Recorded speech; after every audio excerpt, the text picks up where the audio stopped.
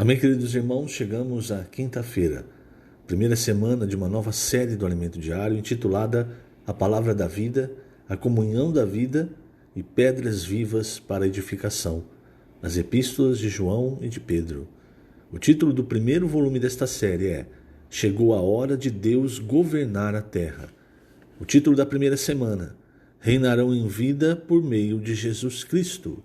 E o título da quinta-feira, Governados pela Vida. Versículo, Atos 2:42. E perseveravam na doutrina dos apóstolos e na comunhão, no partir do pão e nas orações. Senhor Jesus, obrigado, Senhor. Obrigado por mais um dia. Obrigado, pois hoje nós podemos perseverar naquilo que o Senhor tem nos dado. Na Tua palavra Logos, na Tua palavra Rema. Nós cremos que o Senhor tem falado diariamente conosco. Tem nos governado através da vida, não de uma forma religiosa, sistemática, cheia de leis, mas de forma orgânica, sempre expandindo a Tua vida em nós através da Tua palavra, através de nós inculcarmos a Tua palavra.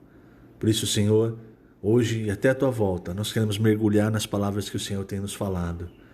Queremos perseverar, Senhor, na doutrina dos apóstolos, na comunhão da vida, partindo o pão sempre em memória do Senhor, orando uns pelos outros, orando ao Senhor. Nós queremos perseverar naquilo que o Senhor nos deu, naquilo que o Senhor nos ensinou, pregando o Evangelho, levando essa vida e essa comunhão da vida a outras pessoas.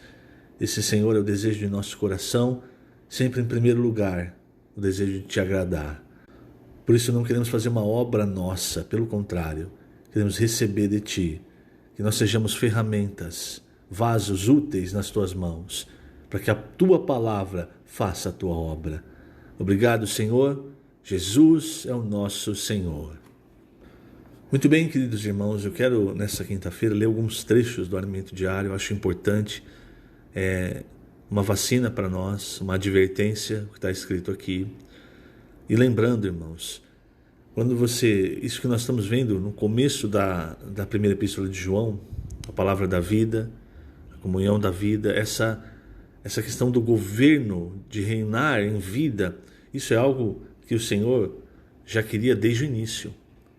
Eu repito, quando você olha para Gênesis, principalmente os primeiros capítulos, capítulo 1 e 2, talvez você olhando de forma despercebida, você veja um relato da criação ou da recriação de Deus, após a rebelião de Satanás. Mas na verdade, irmãos, o objetivo do relato de Gênesis, do começo de Gênesis, é mostrar a progressão da vida, o crescimento de vida, a expressão, o domínio.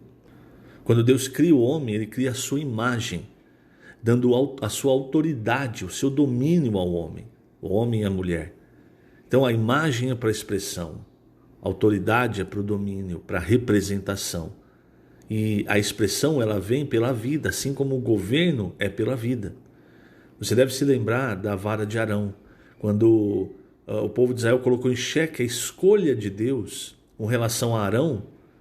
Então Deus mandou, recolha as varas de todas as tribos, colocou essas varas no Santo dos Santos, e no dia seguinte pernoitaram, No dia seguinte a vara de Arão floresceu, deu frutos. O que quer dizer isso? Aquela vara, aquele pedaço de madeira morto, se eu não me engano foram amêndoas, Deu vida, deu fruto. Deu fruto por quê? Porque Deus escolheu Arão. Então se a escolha de Deus, vai haver vida, vida em ressurreição. As palavras vão gerar vida. Então hoje, irmãos, nós precisamos prestar atenção, porque o governo de Deus é pela vida. Não é algo sistematizado, não é algo hierarquizado, não é como no mundo, pelo contrário. E por isso eu quero ler alguns trechos aqui do Alimento Diário, começando pelo primeiro parágrafo, para nós entendermos isso. O primeiro parágrafo, página 13, diz: o único governo perfeito é aquele que tem Deus como procedência e Cristo como cabeça. Nesse governo, a vida circula pelo corpo, que é administrado pela palavra. Fora do governo de Deus, há apenas organizações humanas sustentando um mundo sistematizado e sem vida. Por isso, são necessárias estruturas de poder, de hierarquia, de dominadores e dominados. Sem esse esquema, nada funciona. Esse sistema sem vida opera com falhas, por isso surgem tantas ideologias políticas diferentes. Entretanto, não há regime político perfeito. Seja capitalismo, seja socialismo, seja comunismo, todos têm falhas. Enquanto for governada por qualquer um deles, a humanidade nunca estará satisfeita e jamais terá paz e alegria completas. O único governo perfeito é o governo da vida. Então, nunca se esqueça, tudo o que Deus quer é nos dar vida e vida em abundância. O governo é pela vida, então a vida precisa crescer em nós. E como ela cresce? Através da palavra entrar em nós, da palavra, de nós praticarmos essa palavra sendo inculcada e sedimentada em nós, a vida vai crescendo também. Não é apenas conhecimento. Conhecimento faz parte, é lógico, mas é principalmente seguir com fé e obediência à palavra de Deus. Vou ler outro trecho, na página 14, no segundo parágrafo. Quando você olha o ministério de Paulo, você percebe, no ministério do Senhor Jesus, no ministério terreno do Senhor Jesus, você vê que ele sofreu rejeição principalmente da liderança judaica. Mas quando você olha para o ministério de Paulo, você vê como as influências políticas, religiosas e filosóficas atrapalharam Paulo. Quando ele fala aos Colossenses, como nós já estudamos, você percebe que ali muitas coisas filosóficas boas estavam tomando o lugar de Cristo. Quando a gente vê a cultura grega, a mesma coisa. Cultura grega para aperfeiçoar o homem, tornar o homem melhor, mas sem Deus. E não dá para você aperfeiçoar a carne, você não torna a carne melhor. Então, o ascetismo, por exemplo, qual que era a ideia do ascetismo que a gente vê em Colossenses? Era punir a carne para que então a carne não tivesse mais o desejo de pecar, mas não funciona. Você pode punir a carne quanto for, ela sempre vai querer pecar. A única solução para a carne é o Espírito. E quando você vai para Gálatas, o que você vê? A influência religiosa, os judaizantes. Então o apóstolo Paulo ele sofreu muito com essas questões. E aí quando nós vemos a primeira epístola a Timóteo, nós vemos que ele envia Timóteo, veja só, para aqueles que acham que, uma vez que os presbíteros são estabelecidos na igreja, e aí o apóstolo não pode mais interferir, então se isso fosse a realidade da Bíblia, Paulo jamais poderia mandar Timóteo para Éfeso como ele mandou, para admoestar alguns. Ele teria que simplesmente deixar a igreja ir por um caminho errado. Então entenda, os presbíteros eles são aqueles responsáveis pela igreja, pela administração da igreja, mas quem foi confiado a palavra profética é para os apóstolos. Então, como nós vemos em Atos 2, as igrejas elas perseveram no ensinamento dos apóstolos, na comunhão da vida, na oração, no partir do pão. Quando as igrejas começam a se desviar disso, o apóstolo tem autoridade. Paulo fala isso para os coríntios também. O apóstolo tem autoridade para tratar, para voltar a igreja ao caminho correto. Então, quando ele manda, aqui eu vou ler na página 14, quando ele manda Timóteo para Éfeso, veja. Da mesma forma, na igreja em Éfeso, alguns tentaram introduzir outros ensinamentos. Por isso, após ter sido solto da prisão romana no ano 64 depois de Cristo, Paulo pediu a Timóteo que permanecesse em Éfeso para admoestar a certas pessoas a fim de que não ensinassem outra doutrina. Isso está em 1 Timóteo capítulo 1, versículo 3 e 4. Quando eu estava de viagem rumo da Macedônia, te roguei, permanecesses ainda em Éfeso, para admoestardes a certas pessoas, a fim de que não ensinem outra doutrina, nem se ocupem com fábulas e genealogias sem fim, que antes promovem discussões do que o serviço de Deus na fé. A igreja primitiva perseverava em um só ensinamento, o ensinamento dos apóstolos. Paulo advertiu que a introdução de outros ensinamentos promoveria discussões sem fim entre os irmãos e não produziria a obra de Deus na fé. Ao se interromper a circulação da vida na igreja, o governo pela palavra se perderia. Nós precisamos ver esse pano de fundo, irmãos. Senão, Se a gente considera só os versículos da Bíblia, perdidos sem contexto, nós não entendemos essas coisas. Paulo estava preocupado, porque Éfeso era uma região em que a cultura grega era muito forte. Então era muito fácil que eles se apegassem à palavra ou a outras, como ele diz aqui, as genealogias, doutrinas, fábulas, coisas que vinham do judaísmo, como acontecia também com os colossenses.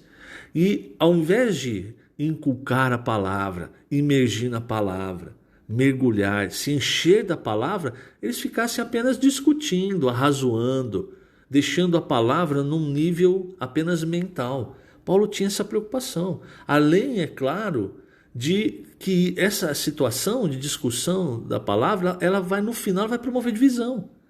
Quando você recebe a palavra de Deus no Espírito, você também está tomando a cruz.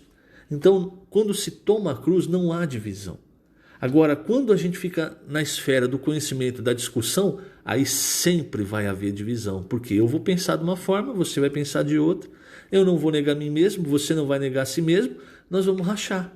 E aí um grupo vai te seguir, outro grupo vai me seguir. Então, perceba, por isso que quando ele escreve aos Coríntios, ele diz, eu não quero saber de nada, a não ser Cristo e este crucificado. Então, irmãos, veja a importância da palavra entrar em nós. A palavra, o escritor de Hebreus, ele diz que a palavra é uma faca, que ela é como espada, perdão, que ela vai entrando e vai dividindo aquilo que é espiritual daquilo que é natural. E aí você começa a enxergar claramente, olha, essa opinião minha, ela é uma opinião natural, eu não posso levá-la adiante. Agora, isso aqui vem de Deus. Vou continuar lendo. O terceiro parágrafo, página 14. O apóstolo Paulo permaneceu em Éfeso por 3 anos, pregando a palavra do Senhor e falando sobre a economia de Deus de forma completa para todos os da Ásia. E foram justamente esses que acabaram por abandoná-lo. Antes que isso acontecesse, Paulo antecipadamente os advertira que depois de sua partida, lobos vorazes penetrariam entre eles e não poupariam o rebanho. Isso está em Atos 20, versículos de 29 a 30, que diz, eu sei que depois da minha partida, entre vós penetrarão lobos vorazes, que não pouparão o rebanho, e que dentre vós mesmos se levantarão homens falando coisas pervertidas para arrastar os discípulos atrás deles. Deixa eu fazer uma pausa. Ele estava falando com os presbíteros. Ele está falando com os irmãos responsáveis aqui de Éfeso, talvez de outras igrejas da região, mas principalmente de Éfeso. E aqui ele diz que se levantarão, que dentre vós mesmos se levantarão homens falando coisas pervertidas. Coisas pervertidas não é coisas simplesmente erradas ou de cunho sexual, não. Perverter é você, ao invés de estar andando reto, você desvia. E isso por quê? Para proveito próprio. Vou continuar lendo. Esses tais estavam interessados apenas em alcançar objetivos pessoais e não se importavam com os irmãos. Isto é, não se importavam com o fato de as ovelhas se perderem no mundo. Só lhes importava que os irmãos deixassem de seguir o ministério de Paulo. Isso também acontece atualmente. Muitos querem desviar-nos da palavra de Deus e tornar-nos seus seguidores. Esse é seu único objetivo. Falam coisas pervertidas e usam meios vis para arrastar discípulos atrás de si. O inimigo de Deus tem feito esse trabalho há muito tempo. Por isso, estejamos atentos e não caiamos nessa cilada. Por fim, irmãos, no final ali em 2 Timóteo, o que Paulo fala? Todos os da Ásia me abandonaram. Então, o que aconteceu para que todos o abandonassem? Será que eles tinham medo de também serem presos? Ou será que aquilo que a gente vê em 2 Coríntios 10, aquelas coisas que alguns coríntios falavam de Paulo, será que aquilo se tornou tão corrente que os da Ásia abandonaram Paulo? Será que eles foram contaminados? E eu pergunto, querido irmão, querida irmã, será que isso não acontece também hoje? Por isso nós precisamos ter a palavra muito forte em nós, para não deixar que Satanás nos engane, nos contamine e nos afaste da palavra da vida e da comunhão da vida. Na cultura grega presente naquela época, principalmente, o que você podia escolher. Você fala, esse aqui, esse filósofo que eu gosto, eu vou seguir ele. Não, eu gosto mais daquele. Então ficava essa coisa trazendo para a igreja, esse eu gosto de Paulo, eu gosto de Cefas, não, eu gosto de Apolo. Mas a verdade, irmãos, lembre-se, o que Paulo falou para os coríntios? Eu não quero saber nada ao não ser Cristo e este crucificado. A cruz, ela mata o nosso gosto. A escolha não é nossa. Não é nós que escolhemos de quem nós vamos ouvir a palavra. Quem escolhe é Deus. Quem escolhe a quem Ele vai revelar a palavra, quem vai à frente é Deus. É por isso que eu quis ler esses trechos do Alimento Diário. Como eu disse no começo, são uma vacina para nós, uma grande advertência, para nós continuarmos no caminho da vida. Que o Senhor te abençoe grandemente nesse dia. Lembrando, estamos colocando essas gravações no canal do YouTube da Igreja em Ribeirão Preto. Jesus é o Senhor.